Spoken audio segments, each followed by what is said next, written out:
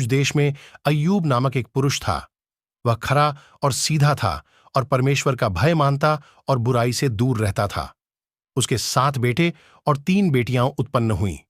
उसके 7,000 भेड़ बकरियां, 3,000 ऊंट, 500 जोड़ी बैल और 500 गधियां और बहुत से दास दासियां थीं। वरन उसके पास इतनी संपत्ति थी कि पूर्वी देशों के लोगों में वह सबसे बड़ा था।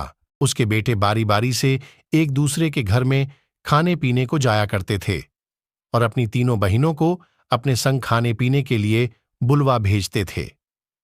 जब जब भोज के दिन पूरे हो जाते, तब तब अय्यूब उन्हें बुलवाकर पवित्र करता और बड़े भोर को उठकर उनकी गिनती के अनुसार होम बलि चढ़ाता था, क्योंकि अय्यूब सोचता था, कदाचित मेरे लड़कों ने पाप करके परमेश्वर को छोड़ दिया हो। इसी रीति अय्यूब सदैव किया करता था। एक दिन यहोवा परमेश्वर के पुत्र उसके सामने उपस्थित हुए और उनके बीच शैतान भी आया। यहोवा ने शैतान से पूछा, तू कहां से आता है? शैतान ने यहोवा को उत्तर दिया, पृथ्वी पर इधर उधर घूमते फिरते और डोलते डालते आया हूं। यहोवा ने शैतान से पूछा, क्या तूने मेरे दास अय्यूब पर ध्यान दिया है?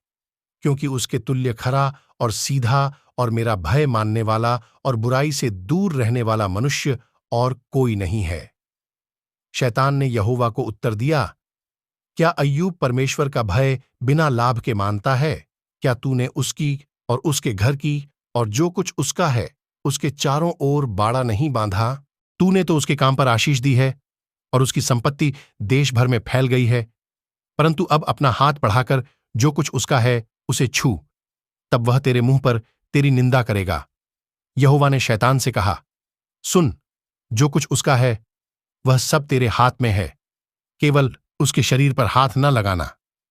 तब शैतान यहोवा के सामने से चला गया। हालेलुया।